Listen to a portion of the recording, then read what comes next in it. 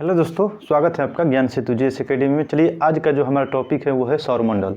आज हम लोग जानेंगे सौरमंडल है क्या, उसी के बारे में हम लोग जानेंगे। सौरमंडल ये सूर्य के चारों ओर चक्कर लगाने वाले ग्रह, क्षुद्र ग्रह तथा उपग्रह एवं अन्य आकाशीय पिंडों के समूह को सौरमंडल कहा जाता है। तो ध्यान रखना है कि सूर्य के चारों ओर चक्कर लगाने वाले ग्रह, उपग्रह, क्षुद्र ग्रह और अन्य आकाशीय पिंडों के समूह को सौरमंडल कहा जाता है। चलिए देख लिए कि ग्रहों तथा अन्य आकाशीय पिंडों के समूह को सौरमंडल कहा जाता है। इसके बाद है कि सौरमंडल में ऊर्जा कहाँ से आता है, यानी सौरमंडल में ऊर्जा का स्रोत क्या है। तो सौरमंडल में ऊर्जा का जो स्रोत है वो है सूर्य, यानी सूर्य से ही सौरमंडल में ऊर्जा की प्राप्ति होती है। तो सौरमंडल में ऊर्जा का स्रोत क्या है, तो वो है सूर्य। ठीक है। तो सौरमंडल में ऊर्जा का स्रोत क्या है, सूर्य, यानी सूर्य से ही सौरमंडल में ऊर्जा की प्राप्ति होती है। इसके बाद है कि सौरमंडल का मुखिया या प्रधान किसे कहा जाता है। तो सौरमंडल का मुखिया या प्रधान सूर्य को कहा जाता है। ठीक है। तो सौरमंडल का मुखिया किसे कहा जाता है, सूर्य को कहा जाता है। इसके बाद है कि सूर्य में ऊर्जा का स्रोत क्या है, यानी सूर्य में जो ऊर्जा आता है ये आता कहाँ से है। तो सूर्य में जो ऊर्जा का स्रोत है वो है नाभिकीय संलयन, यानी नाभिकीय संलयन से ही सूर्य में ऊर्जा की उत्पत्ति होती है, तब जाके सौरमंडल में उत्पत्ति होती है, ये सौर ऊर्जा का मिलता है। तो सौर ऊर्जा में ऊर्जा का जो स्रोत है, सूर्य में जो ऊर्जा का स्रोत है वो है नाभिकीय संलयन की प्रक्रिया। ये नाभिकीय संलयन प्रक्रिया क्या होती है कि मतलब कि छोटे छोटे नाभिक मिलकर एक बड़े से नाभिक का निर्माण करते हैं, उसी को बोलते हैं नाभिकीय संलयन। यानी छोटे छोटे नाभिक मिलकर जब एक बड़े नाभिक का रूप ले लेते हैं उसी को बोलते हैं नाभिकीय संलयन। यानी कहने का मतलब इसमें जो ऊर्जा का निर्माण होता है, चार हाइड्रोजन मिलकर एक हीलियम नाभिक का निर्माण करते हैं, उसी को बोलते हैं नाभिकीय संलयन। ये जो नाभिकीय संलयन की जो प्रक्रिया होती है इसको कितने डिग्री तक टेम्परेचर चाहिए, तो 10 के पावर 7 डिग्री सेल्सियस पर। ठीक है। यानी नाभिकीय संलयन प्रक्रिया के लिए कितने टेम्परेचर की आवश्यकता होती है, वो है 10 के पावर 7 डिग्री सेल्सियस पर ये प्रक्रिया शुरू होती है, नाभिकीय संलयन। और किसने बताया था, तो हैंस बेथ। ठीक है। यानी हैंस बेथ ने बताया था कि 10 के पावर 7 डिग्री सेल्सियस पर नाभिकीय संलयन की प्रक्रिया सूर्य में शुरू होती है, जो ऊर्जा का स्रोत है हम लोग। इसके बाद है दुगंध मेखला।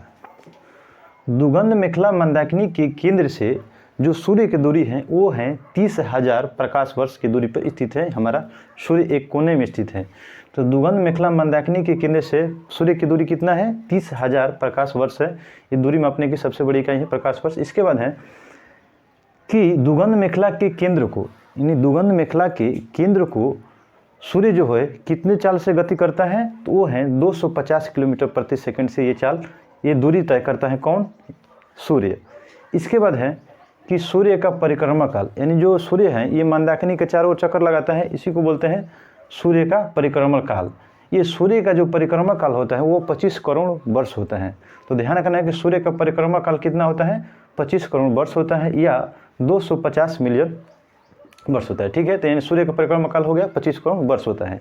इसके बाद है इसी को, यानी सूर्य के परिक्रमण काल को ही क्या बोलते हैं, ब्रह्मांड वर्ष कहा जाता है। तो ध्यान रखना है कि सूर्य के परिक्रमण काल को ही ब्रह्मांड वर्ष कहा जाता है, जो कितने में करता है, काल होता है इसका 25 करोड़ वर्ष का होता है। इसके बाद है इसकी जो रोटेशन होता है यानी घूमने की, वो क्या होता है, पूरब से पश्चिम की ओर घूमता है। यानी सूर्य जो है हमारा है किस दिशा में घूमता है, तो पूरब से पश्चिम की ओर घूमता है। इसके बाद है सूर्य क्या है, तो ये गैसों का एक गोला है। सूर्य क्या है, तो एक गैसों का गोला है जिसमें अन्य गैसों से मिलकर ये सूर्य का निर्माण हुआ है, जिसमें से मुख्यतः जो है वो है हाइड्रोजन। यानी हाइड्रोजन जो होता है इसमें 71% की भूमिका होती है इसे। इसके बाद है हीलियम जो होता है वो 26.5% पाया जाता है, और अन्य जो गैसें होती है वो 2.5% होती है। तो ध्यान रखना है कि सूर्य में सबसे अधिक मात्रा में पाया जाने वाला कौन सा गैस है, वो है हाइड्रोजन है। उसके बाद दूसरे नंबर पर कौन सा है, तो वो है हीलियम, 26.5% पाया जाता है। इसके बाद जो इतने भी अन्य गैसें हैं वो 2.5% पाई जाती हैं। तो ध्यान रखना है कि सूर्य क्या है, एक गैसों का गोला है जिसमें सबसे ज़्यादा हाइड्रोजन होता है 71%, 26.5 हीलियम होता है, और अन्य जो गैसें होती है वो होते हैं 2.5%। इसके बाद है कि सूर्य के जो केंद्रीय भाग होता है, तो सूर्य के केंद्रीय भाग को क्रोड कहा जाता है। ध्यान रखना है कि सूर्य के जो केंद्रीय भाग होता है ये वाला, तो सूर्य के जो केंद्रीय भाग होता है उसे बोलते हैं क्रोड। ठीक है।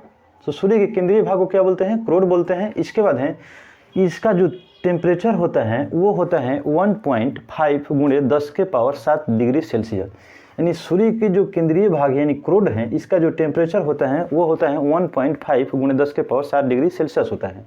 इसके बाद है कि सूर्य के बाहरी सतह का तापमान, ध्यान रखना ये अंदर वाला जो हो गया इसका जो टेम्परेचर होता है वो होता है 1.5 × 10⁻⁷ डिग्री सेल्सियस होता है।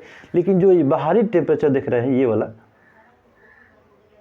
ये जो बाहरी टेम्परेचर, ये बाहरी सतह देख रहे हैं, ये जो बाहरी सतह है इसका जो टेम्परेचर होता है वो 6000 डिग्री सेल्सियस होता है। तो ध्यान रखना है कि सूर्य की बाहरी सतह का जो टेम्परेचर होता है वो होता है 6000 डिग्री सेल्सियस, लेकिन जो केंद्रीय भाग है उसके जो टेम्परेचर होता है वो होता है 1.5 × 10⁻⁷ डिग्री सेल्सियस होता है। इसके बाद है कि सूर्य के दीप्तिमान सतह को, यानी कहने का मतलब जो चमकता है सूर्य का सतह वाला, यानी सूर्य की जो सतह है वो दीप्तिमान है उसे बोलते हैं प्रकाश मंडल। ठीक है, यानी सूर्य की दीप्तिमान सतह को क्या बोला जाता है, तो प्रकाश मंडल बोला जाता है। ध्यान रखना है कि सूर्य के चमकते हुए सतह को क्या बोला जाता है, तो प्रकाश मंडल बोला जाता है। इसके बाद है कि सूर्य ग्रहण के समय दिखाई देने वाले भाग को क्या कहते हैं, क्रीट। यानी जब सूर्य ग्रहण लगता है तो उस भाग को क्या कहते हैं, कौन ऐसा सूर्य का भाग वो दिखाई देता है। यानी सूर्य ग्रहण के समय सूर्य का कौन सा भाग दिखाई देता है, वो होता है क्रीट या कोरोना। तो क्रीट को बोलते हैं कोरोना। तो ध्यान रखना है कि सूर्य ग्रहण के समय दिखाई देने वाले सूर्य के भाग को क्या बोलते हैं, क्रीट या कोरोना। और ये जो क्रीट है यानी कोरोना है, इससे एक्सरे किरण निकलती हैं। ध्यान रखना है कि जहरीली, ठीक ना, तो क्रीट से या कोरोना से कौन सी किरणें निकलती हैं, एक्सरे किरण निकलती हैं। इसके बाद है कि पूर्ण सूर्य ग्रहण, जब पूरी तरह से सूर्य ग्रहण लग जाता है तो क्रीट से प्रकाश मिलते हैं। ध्यान रखना है कि जब पूर्ण रूप से सूर्य ग्रहण लग जाता है तो जो प्रकाश मिलता है वो कहाँ से मिलता है, तो वही क्रीट से ही मिलता है, यानी कोरोना से ही मिलता है। तो ध्यान रखना है कि पूर्ण सूर्य ग्रहण के समय क्रीट से प्रकाश की उत्पत्ति होती है, यानी प्राप्ति होती है।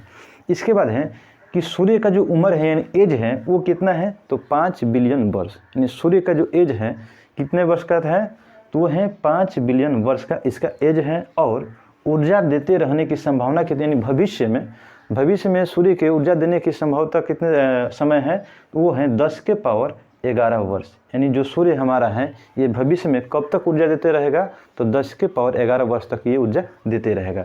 तो ध्यान रखना है कि सूर्य का जो उम्र कितना है, 5 बिलियन वर्ष है।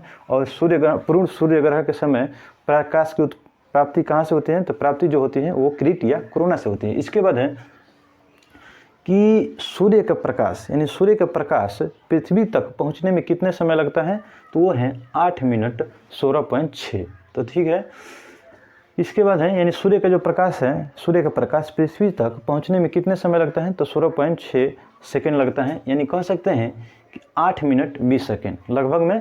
तो यानी सूर्य का जो प्रकाश है पृथ्वी तक पहुंचने में 8 मिनट 20 सेकेंड का लगता है। या टोटल पूछे कि कुल कितने सेकेंड लगता है, समय लगता है, तो वो है 500 सेकेंड। ठीक है, यानी 500 सेकेंड, ठीक है, नहीं 480 20 100।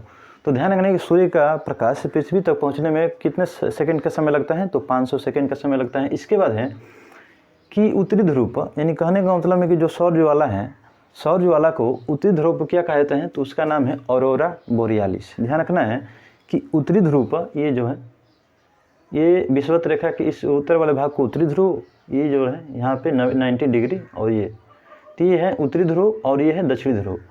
यानी कहने का मतलब कि यहाँ पर जो सौर ज्वाला है इसे क्या कहा जाता है, यानी उत्तरी ध्रुव पर सौर ज्वाला को क्या कहा जाता है, तो उसका नाम है ऑरोरा बोरियालिस। ध्यान रखना है कि उत्तरी ध्रुव पर स्थित सौर ज्वाला को क्या कहा जाता है, ऑरोरा बोरियालिस कहा जाता है। इसके बाद है यहाँ पर हो गया। इसके बाद है कि दक्षिणी ध्रुव पर स्थित सौर ज्वाला को क्या कहा जाता है, तो ऑरोरा ऑस्ट्रेलियालिस। ठीक है, या ऑस्ट्रेलिस। तो ध्यान रखना है कि दक्षिणी ध्रुव पर स्थित सौर ज्वाला को क्या कहा जाता है, ऑरोरा ऑस्ट्रेलिस, और उत्तरी ध्रुव पर ऑरोरा बोरियालिस। इसके बाद है यानी सूर्य का जो व्यास है ये कितना है, यानी सूर्य जो है इसका है, ये कहने का मतलब ये पूरी तरह से व्यास है इसका, ये जो है सूर्य का व्यास है ये कितना है, तो 13,92,000 किलोमीटर। यानी सूर्य का जो व्यास है वो कितना है, 13,92,000 किलोमीटर इसका व्यास है, ये वाला भाग। ठीक है, ये जो सूर्य का व्यास है ये मतलब पृथ्वी के व्यास से 110 गुना बड़ा है। ध्यान रखना है कि जो पृथ्वी है, ये पृथ्वी है इसके व्यास से जो सूर्य का व्यास है 110 गुना बड़ा है। तो ध्यान रखना है कि पूछे कि सूर्य का व्यास पृथ्वी के व्यास से कितना गुना बड़ा है, 110 गुना बड़ा है। तो ध्यान रखना है 110 गुना बड़ा, ठीक है। इसके बाद है कि सूर्य 13 लाख गुना बड़ा है, यानी ध्यान रखना है कि सूर्य जो है हमारी पृथ्वी से कितना गुना बड़ा है। तो हमारे जो सूर्य हैं वो पृथ्वी से 13 लाख गुना बड़ा है। ध्यान रखना है दोस्तों कि सूर्य जो है हमारा वो पृथ्वी से कितना गुना बड़ा है, 13 लाख गुना बड़ा है। सूर्य का व्यास हो यहाँ पर देख लो 13 लाख गुना बड़ा है। इसके बाद है मध्य रात्रि का सूर्य। ये जो मध्य रात्रि का सूर्य है यानी ध्रुवीय वृत्त में देर तक चमकना, यानी ध्रुवीय वृत्त में देर तक चमकना सूर्य का क्या कहलाता है, वो कहलाता है मध्य रात्रि का देश यानी सूर्य, तो मध्य रात्रि का सूर्य किसे कहते हैं, वो है यानी ध्रुवीय वृत्त में देर तक चमकना, यानी सूर्य का देर तक चमकना क्या कहलाता है, मध्य रात्रि का सूर्य कहा जाता है। तो ध्यान रखना है कि किस क्षेत्र में देखा जाता है, ये आर्कटिक क्षेत्रों में देखा जाता है, यानी यहाँ पर सूर्यास्त ही नहीं होता है। तो मध्य रात्रि का सूर्य का किस क्षेत्र में देखा जाता है, तो आर्कटिक क्षेत्र में देखा जाता है। ध्यान रखना है दोस्तों कि मध्य रात्रि का देश किसे कहा जाता है, यानी कंट्री ऑफ मिडनाइट्स। तो कंट्री ऑफ मिडनाइट्स किस देश को कहा जाता है, वो नॉर्वे को कहा जाता है। ध्यान रखना है किसे कहा जाता है, तो नॉर्वे को कहा जाता है, ठीक है। मध्य रात्रि का सूर्य किसे कहा जाता है, मध्य रात्रि का सूर्य किस देश को कहा जाता है, तो नॉर्वे को कहा जाता है, यानी कंट्री ऑफ मिडनाइट किसे कहा जाता है, ये नॉर्वे को कहा जाता है। यहाँ पर जो नॉर्वे है यहाँ पर मतलब कि ये जो सूर्यास्त ही नहीं होता, लगभग यहाँ से मई से लेके जुलाई तक, यानी लगभग में मतलब कि 75-76 दिनों तक यहाँ नॉर्वे में सूर्यास्त ही नहीं होता है, इसीलिए इसे कहा जाता है मध्य रात्रि का सूर्य। मध्य रात्रि का सूर्य का ही मतलब होता है कि ध्रुवीय क्षेत्रों में अधिक देर तक सूर्य का चमकना ही क्या कहलाता है, मध्य रात्रि का सूर्य। तो हम लोग पढ़ चुके। ध्यान रखना है कि पृथ्वी जो है, पृथ्वी एक टॉपिक है कि पृथ्वी जो है ये सूर्य ताप का 2 अरबवा भाग प्राप्त करती है, यानी पृथ्वी जो है हमारा ये सूर्य ताप का कितना भाग प्राप्त करती है, तो 2 अरबवे भाग प्राप्त करती है। तो ध्यान रखना है दोस्तों, ये वाली टॉपिक मध्य रात्रि का सूर्य क्या कहलाता है।